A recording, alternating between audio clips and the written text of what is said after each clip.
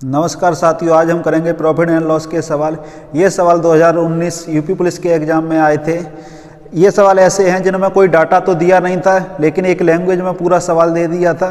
तो ये बहुत ही आसान तरीके से हो सकते हैं, लेकिन उस टाइम इनको बच्चे छोड़ के ही आए थे। यदि विक्रय मूल्य 2 गुना कर दिया जाए तो लाभ 3 गुना हो जाता है, तो प्रारंभिक लाभ परसेंट ज्ञात करो। देखो, विक्रय मूल्य यानी एसपी को 2 गुना कर रहा है तो लाभ कितना हो गया? 3 गुना। तो आपको कुछ नहीं करना है, पहले ये सीपी मान लो कि किसी वस्तु का 100 है और इसको उसने जब बेचा था तो लाभ तो पहले भी हो रहा और उससे बाद में उसने बता दिया 3 गुना हो गया है लाभ। तो आप कहोगे यहाँ पर एसपी जो मानोगे 100 प्लस पी, 100 सीपी था और प्लस पी प्रॉफिट। अब ये हो गया आपका एसपी और इसको कितना कर दिया? 2 गुना।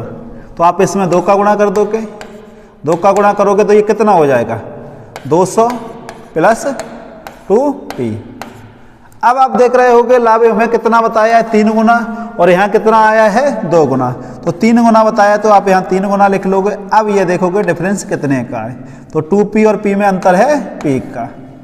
अच्छा, ये अंतर आया क्यों है? ये अंतर आया है कि आपने क्रय मूल्य भी तो बढ़ेगा जब विक्रय मूल्य को 2 गुना कर रहे हो। तो ये जो यहाँ जो डिफरेंस है नंबरों में 100 और 200 में डिफरेंस कितने का है? ये डिफरेंस है आपका 100 का।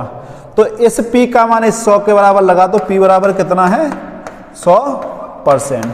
परसेंट लगा देना बाद में, बस यही आपका आंसर होगा, यानी ऑप्शन सी। इसी टाइप का एक और सवाल अगला करते हैं।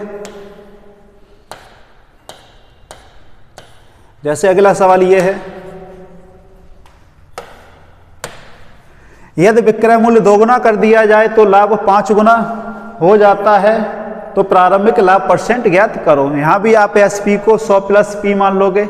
आप एसपी को अगर 100 प्लस पी मानोगे, अब कितने गुना करा दिया था एसपी को? ये एसपी हो गया। कितने गुना कर दिया था? 5 गुना। तो इसमें 5 का गुणा कर दोगे। नहीं सॉरी, एसपी को तो किया था 2 गुना, तो 2 का गुणा कर दोगे। तो ये हो गया 200 प्लस 2p। लेकिन आपका लाभ बाद में कितना हो गया था? ये 5 गुना हो गया था।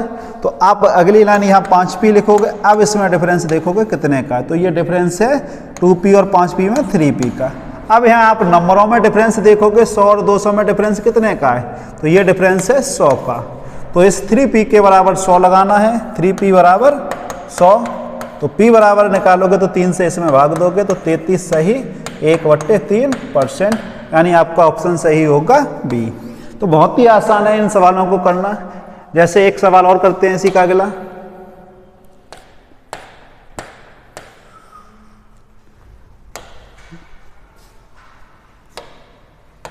अब ये दे रहा है कि यदि विक्रय मूल्य 3 गुना कर दिया जाए तो लाभ 4 गुना हो जाता है, प्रारंभिक लाभ परसेंट क्या होगा? देखो, विक्रय मूल्य को 3 गुना कर रहा है, फिर आप वही 100 प्लस पी मान लो एसपी, 100 प्लस पी, ये तो आपका एसपी हो गया। ठीक है, इसको कितना किया है? 3 गुना किया, तो इसमें 3 का गुणा कर दो। 3 का गुणा करोगे तो ये कितना हो जाएगा? 300 प्लस 3p। अब आपका लाभ कितना हुआ है? 4 गुना। हमारा यहाँ 3 गुना हुआ था, उसने बताया 4 गुना, तो 4p लिख लोगे। अब ये डिफरेंस देखोगे कितने का है, तो यहाँ पर डिफरेंस है p का, केवल 3p और 4p में p का डिफरेंस है। यहाँ नंबरों में डिफरेंस देखोगे तो ये 100 है, ये 300, यहाँ है डिफरेंस 200 का।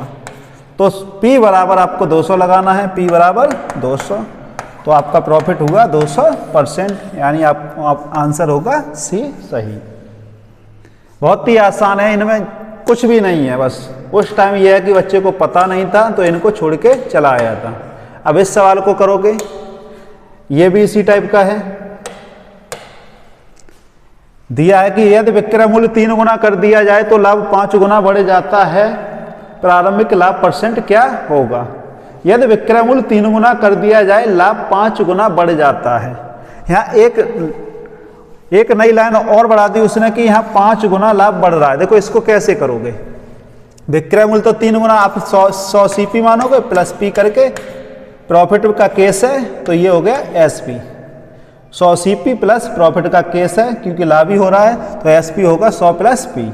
अब इसको कितना कर दिया है? 3 गुना, तो इसमें 3 का गुणा कर दो, तो ये हो गया 300 प्लस 3p।